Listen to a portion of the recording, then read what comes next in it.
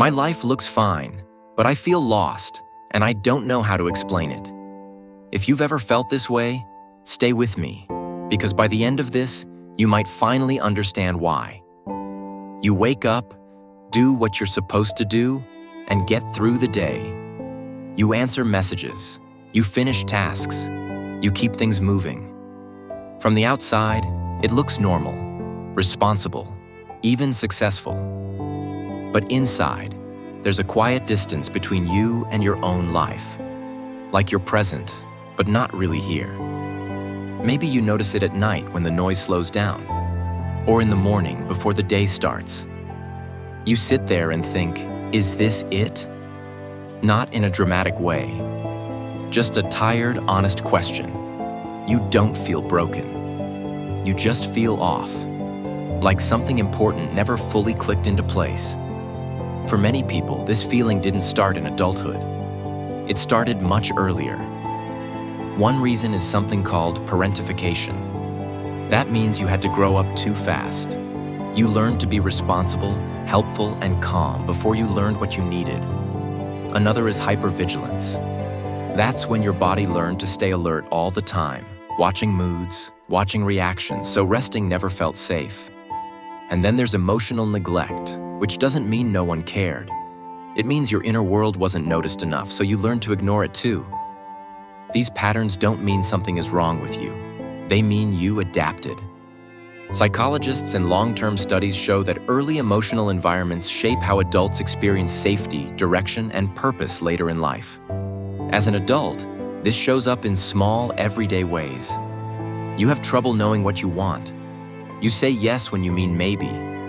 You feel responsible for other people's feelings. You stay busy so you don't have to check in with yourself. You feel guilty resting. You feel empty even when things are going well. You might notice you're good at functioning, but not at feeling.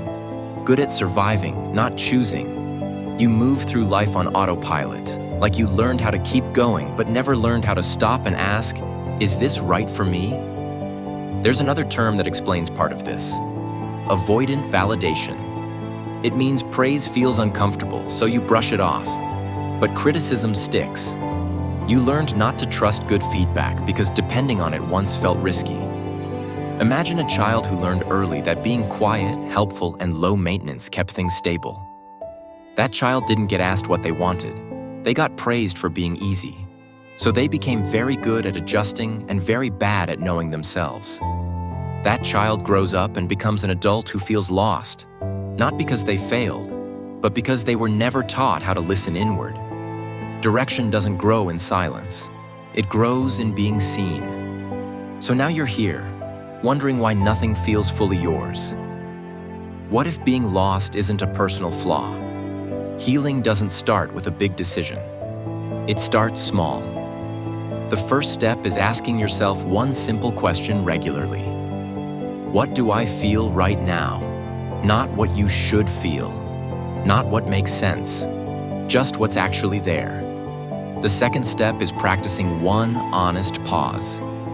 When someone asks something of you, try saying, "Let me think about that." That pause gives your nervous system space. It teaches your body that you're allowed to consider yourself. The third step is creating a daily grounding habit. Once a day, stop and notice where you are. Feel your feet on the ground. Name what you see around you. This tells your body that the present moment is safe enough to be in. These are small actions. But small actions retrain patterns that took years to form. You are not broken. This makes sense. Anyone who learned to stay alert, useful, or quiet to belong would feel disconnected later. Feeling lost doesn't mean you're failing at life. It means you're finally noticing yourself. Think of your life like a path you've been walking for a long time. Not because you chose it, but because it was handed to you. Now you're slowing down and realizing there are other paths beside it. You don't have to jump. You don't have to decide everything today.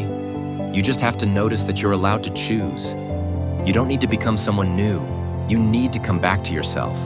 Slowly, gently. And that's where your life actually begins.